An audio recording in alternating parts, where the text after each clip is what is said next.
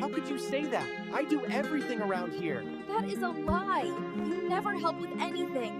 I am sick of this. Have you ever met someone who seems warm, thoughtful, and incredibly supportive, yet strangely difficult to truly get close to? Someone who listens to your problems, gives amazing advice, and cares deeply about others. But the moment the conversation turns toward their own feelings, an invisible wall appears. From the outside, people often label them as distant, complicated, or emotionally unavailable. They might be told they have trust issues or that they simply overthink everything. But what many people fail to understand is that this guarded behavior is rarely a personality flaw. More often, it is a form of emotional armor. When someone experiences repeated emotional pain, betrayal, abandonment, or broken trust, the brain begins to adapt. In psychology, this is often connected to what researchers call relational trauma, where the very people who were supposed to provide safety become the source of hurt. Over time, the mind learns an important lesson. Connection can be dangerous. To protect itself, the brain builds psychological defenses. These defenses can look like emotional distance, hesitation to open up, or a tendency to keep conversations on a surface level. It's not that these individuals don't want closeness. In fact, many of them crave deep connection more than anyone else. But their mind has learned that vulnerability once came with a cost. And so, before letting someone too close, they instinctively reach for the same invisible armor that once helped them survive. Very relaxing. I know, I could stay all day. So I told him I can't make it tonight. Oh, So really? Why not?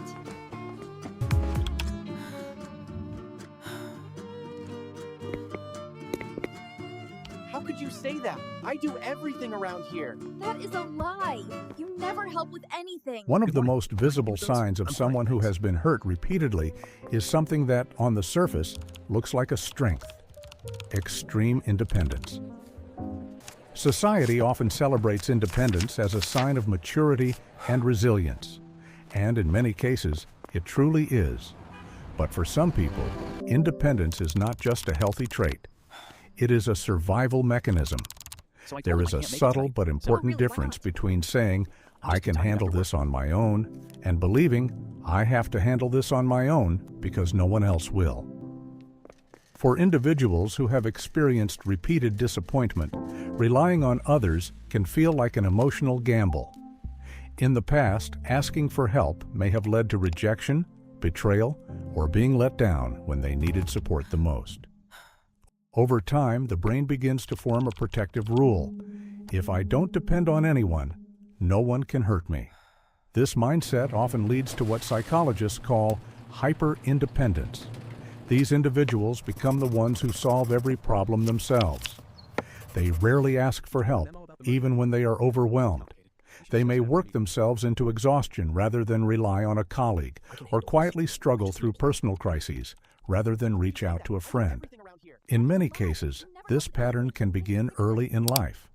Some people grew up in environments where they had to become responsible too soon, sometimes caring for siblings, managing emotional chaos at home, or learning that their needs would not be met.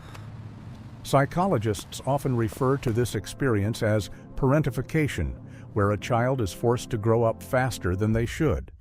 From the outside, hyper-independent people appear incredibly strong. But internally, this constant self-reliance can be deeply exhausting. The truth is, many of them do long for support. They just learned, long ago, that depending on others once came with too much risk. If you have ever been told that you overthink everything, every text message, every pause in a conversation, every subtle change in someone's tone, you might not be too sensitive. You might simply have a brain that has learned to watch for danger. When a person goes through repeated emotional pain, the nervous system can become stuck in what psychologists call a heightened threat response. The brain's job, from an evolutionary perspective, is not to make you happy. Its primary job is to keep you safe. And when past experiences teach the brain that emotional closeness can lead to hurt, it begins to treat certain relationship signals as potential threats. One part of the brain that plays a key role in this process is the amygdala, which is responsible for detecting danger. In people who have experienced repeated emotional wounds, the amygdala can become more reactive. It begins scanning the environment for small cues that might signal rejection, conflict, or abandonment. This is why something as minor as a delayed text message, a short reply, or a subtle shift in someone's tone can trigger intense internal anxiety. To the logical mind, these might seem like small things, but to a nervous system that has been conditioned by past hurt, they can feel like early warning signals. As a result, the mind begins analyzing everything. Conversations are replayed late at night. Words are examined for hidden meaning. Possible future scenarios are imagined again and again. In many ways, this hypervigilance is the brain's attempt to prevent future pain. If you can detect the signs early, you can prepare yourself emotionally. But the tragic irony is that this constant scanning for danger often makes it difficult to relax and feel safe, even in relationships that may actually be healthy. One of the most confusing patterns people notice in deeply hurt individuals is what psychologists often call the push-pull dynamic. It creates a strange contradiction. The very person who longs for connection may also be the one who suddenly creates distance when a relationship starts becoming close. At first, everything can feel natural. They may open up slowly, share meaningful conversations, and begin to trust the other person. But the moment the relationship starts to feel emotionally significant, something shifts. They may become distant, start an unnecessary argument, or point out reasons why the relationship might not work. From the outside, this behavior can look like self-sabotage, but psychologically, it often functions as a form of unconscious testing. For someone who has been hurt repeatedly, words alone are rarely convincing. They may have heard promises like, "I'll always be here," or "I would never hurt you before," only to watch those promises fall apart. Because of that history, they learn to trust actions under pressure more than comforting words. When they push someone away, they are often asking a silent question. If I make this difficult, will you still stay? This pattern is frequently connected to two powerful fears that exist at the same time: fear of abandonment and fear of intimacy. Getting too close feels dangerous because closeness once led to pain. But losing the relationship also feels terrifying. So the mind attempts to regain control by testing the relationship before it becomes too important. In a paradoxical way, pushing someone away can feel safer than risking the devastation of being left behind later. There is a quiet paradox that often surprises people about those who have been hurt the most. They are often the ones who love the deepest. Because they know what pain feels like, they develop an extraordinary level of empathy.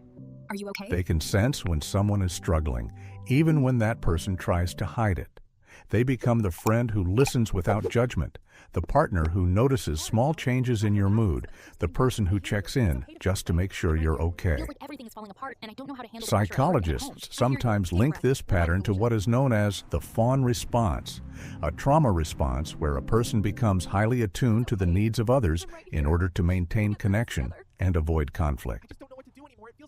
Over time, this can evolve into a deeply compassionate personality. In many cases, they give the kind of love they once wished someone had given them: patient, loyal, and deeply understanding. But here is the painful part of this paradox. While they are incredibly skilled at giving love, they often struggle with receiving it. When someone tries to care for them, they may feel uncomfortable, suspicious, or even undeserving. Deep down, many of them carry a quiet belief that love must be earned through effort, usefulness, or perfection.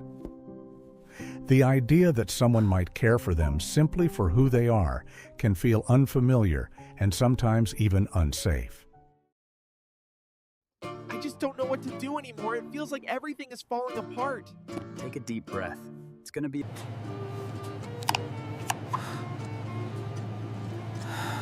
Why?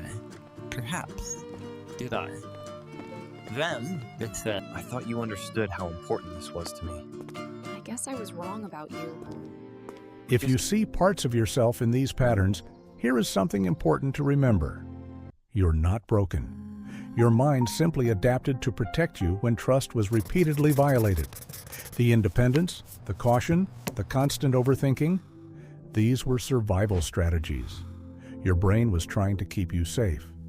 And for a long time, that armor probably helped you get through very difficult experiences. But the human brain also has an incredible ability called neuroplasticity. It means the same mind that learned to build walls can also learn, slowly and gently, how to lower them. Healing rarely happens overnight.